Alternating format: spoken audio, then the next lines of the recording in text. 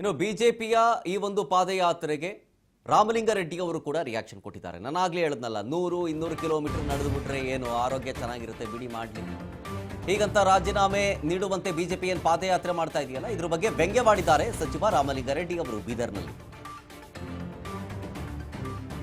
ಬಿಜೆಪಿಯವರು ಪಾದಯಾತ್ರೆ ಮಾಡಿದ್ರೆ ಆರೋಗ್ಯ ಚೆನ್ನಾಗಿರುತ್ತೆ ಹೀಗಂತ ವ್ಯಂಗ್ಯವಾಡಿದ್ದಾರೆ ಅರಣ್ಯ ಸಚಿವ ರಾಮಲಿಂಗಾರೆಡ್ಡಿ. ಸ್ವಲ್ಪ ಎಲ್ಲ ಆರೋಗ್ಯನೂ ಚೆನ್ನಾಗಿರುತ್ತೆ. ಸ್ವಲ್ಪ ಒಂದು 150-200 ಕಿಲೋಮೀಟ್ರು ಸ್ವಲ್ಪ ವಾಕ್ ಮಾಡಿದ್ರೆ ಆರೋಗ್ಯನೂ ಸುಧಾರಣೆ ಆಗುತ್ತೆ. ಆಮೇಲೆ ಬಿ ಜೆ ಪಿಯವರು ನಾಗೇಂದ್ರ ಅವರ ಮೇಲೆ ಅಪಾದನೆ ಇದೆ ಅಂತೇಳಿ ರಾಜೀನಾಮೆ ಕೇಳ್ತಾರೆ. ಕೇಂದ್ರ ಸರ್ಕಾರದ ಮಂತ್ರಿಗಳ ಮೇಲೆ ಅನೇಕರ ಮೇಲೆ ಅಪಾದನೆಗಳಿದೆ.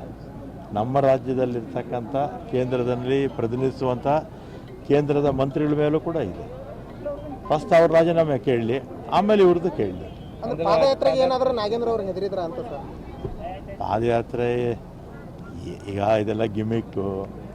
ಬಿ ಜೆ ಪಿಯವ್ರಿಗೆ ಗೊತ್ತಲ್ಲ ನಿಮಗೆ, ಕೆಲಸಗಾರರಲ್ಲ ಅವರು, ಮಾತುಗಾರರು ಅಷ್ಟೇ.